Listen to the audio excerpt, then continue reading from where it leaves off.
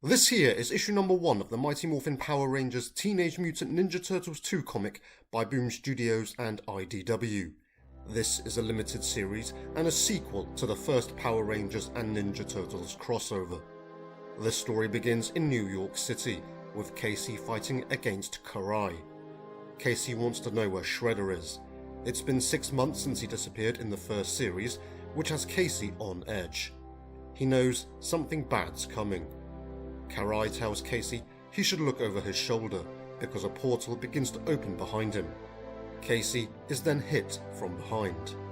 Karai tells Casey that it might be time to inform his friends that summer vacation is over. A week later, we're in Angel Grove at Ernie's Juice Bar. Zack is with Donatello and Michelangelo disguised as humans.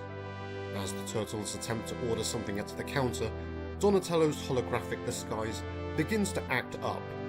So Billy gets Donatello away before Ernie suspects anything. April is with Trini and Kimberly. Following the end of the first series, Donatello and Michelangelo placed sensors on the moon, while Zordon's been keeping an eye on the grid. Rita, like Shredder, hasn't returned in months, and April is worried. So for both sets of heroes, they've not really had anything to do during this time. But on the Turtles side, they're more worried than the Rangers. At the command center, Billy tells Donatello that there was sediment on the hologram's reference laser. That's what caused the hologram to stutter back at the juice bar. Apparently Billy has been working on the shadow morphers for the Turtles, but he's still got to work out some kinks. Instead, Billy takes Donatello to the hangar to start on the Dragonzord modifications.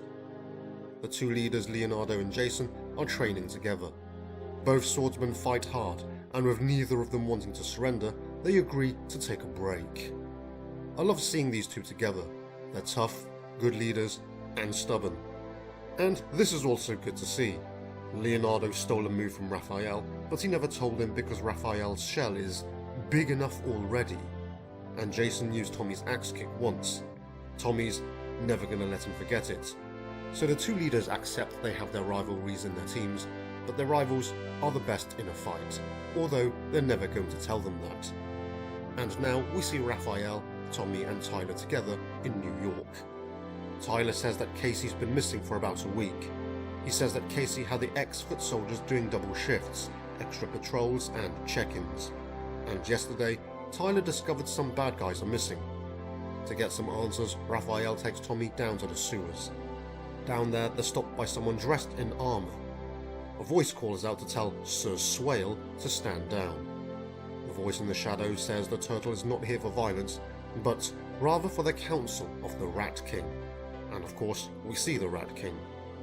It's good to see more characters from the Teenage Mutant Ninja Turtles show up, rather than Shredder's immediate gang. The Rat King addresses Tommy, saying that with the vanishings happening all around them, when his protectors saw Tommy, they naturally assumed that he'd take the Rat King away. And that's because a ranger is behind these abductions. On Riker's Island, Stockman remains incarcerated until Rocksteady and Goldar charge in.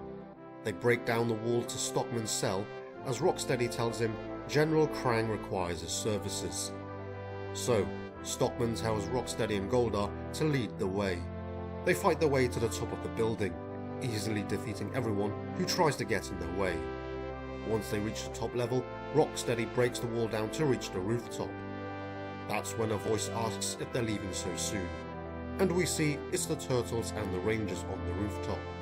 Finally, all the Rangers are morphed now, and it's great to see them all together with the Turtles. Stockman just wants to get out of there, but Rocksteady and Goldar want to fight, and that's what they do. So Goldar has a new sword now. Rocksteady has some drones, but the drones are disabled by Kimberly's arrows.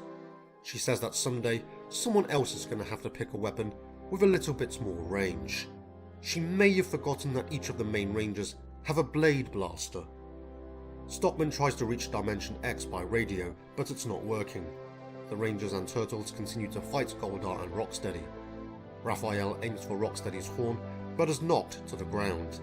And then a voice says that they got there just in time. It's Casey. He's back and helps Raphael back up. Raphael smacks Casey in the face for taking off and not telling anybody. but that's his way of showing how much he cares and tells him not to do that again. And with that out of the way, Raphael goes to rejoin the fight. Donatello and Trini have Stockman cornered.